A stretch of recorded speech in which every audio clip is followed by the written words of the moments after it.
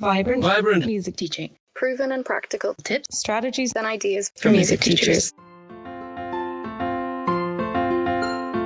This is the Vibrant Music Teaching Podcast. I'm Nicola Canton, and today's show is about project management software for music schools. You can find the accompanying article to go along with this episode at vibrantmusicteaching.com/148. Hey there, wonderful teachers. So today's show is a little bit different. This is actually the audio from a video that we've just released on the YouTube channel.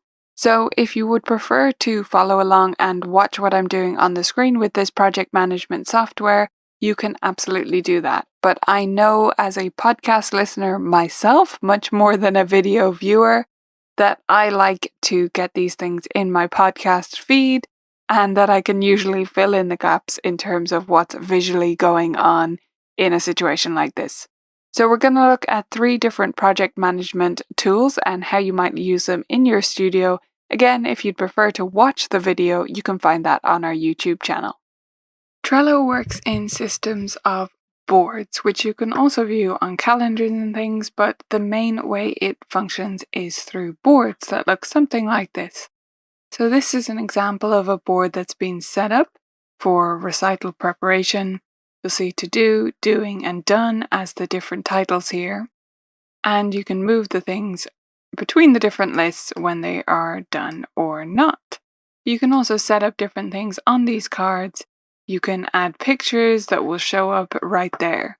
And you can add different members, labels, checklists, all sorts of things, and due dates, of course, as well. This system is reasonably flexible, but not as flexible as the others we're going to look at today. And although it might be the most intuitive and appealing to a lot of people to look at it visually in this way, I highly suggest you go with one of the other 2 options we'll be exploring in this video. They actually have options built in, the other 2 tools do, that look exactly like Trello. So while you may like this board view and that may attract you to Trello right away, it doesn't have any other choices, and the other systems have this plus many other options.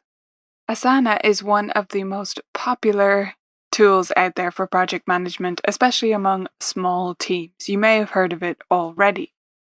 Asana is a great tool. We've used it for a long time in our team, but we've recently made the switch. So let me explain to you how Asana works and why you might consider using it and why you might consider another tool which we'll go into next.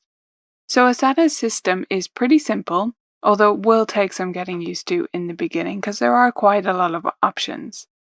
You're going to have different projects set up in Asana, and then you're going to add tasks to that and subtasks.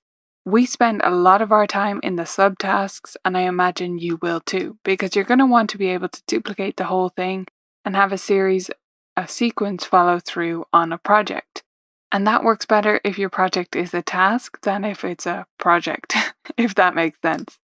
So you'll see different options I have set up here. This is recital preparation with all the different subtasks and their due dates, getting ready for a new school year, etc., etc. Now, you can view this data, it's the same information within a project, in different ways. So we can look at it in a board, which is grouped by the different lists here. You can look at a calendar option. The timeline is going to be in your premium version of Asana, which we're not exploring here. So the calendar view will let you view the tasks when they're coming up on the calendar. See, that's how one pops up there, which is very handy.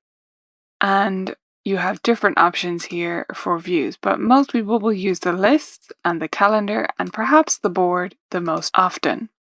So Asana works on this structure of project, task, subtask for the most part, and then each of those things can have due dates and different assignees and information like that. When you're actually using Asana to organize your day-to-day, you're going to spend most of your time in My Tasks, and that's where you can see it again as a list or a calendar, and I tend to use the calendar view a lot, although the list works great as well.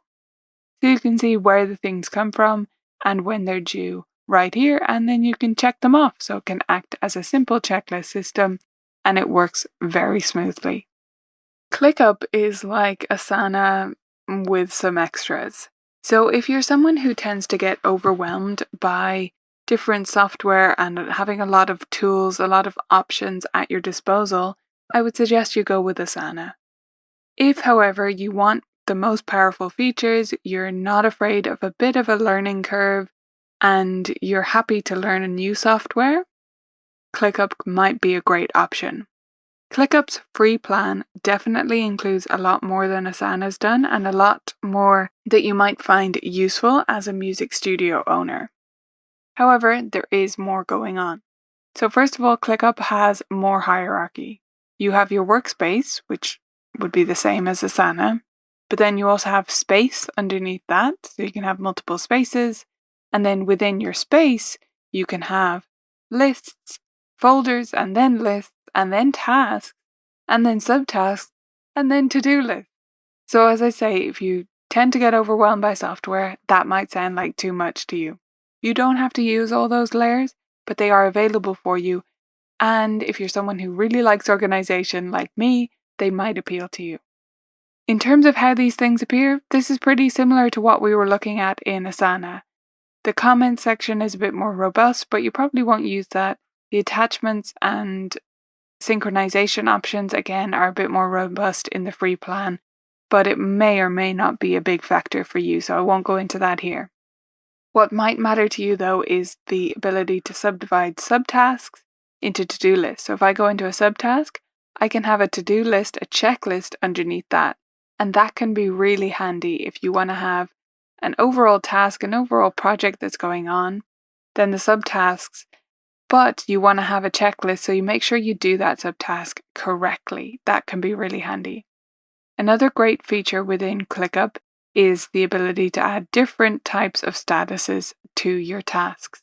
So you can not only have open and closed, you can change between various different options. So I can set this to close, but I can also change it so that I can have an in progress or a waiting or different types of options for where I'm up to with that task or subtask or to-do list item. But my favorite feature about ClickUp, that one of the main reasons that I decided to move our Team VMT work to ClickUp, is the ability to reschedule subtasks based on when you're rescheduling the task to.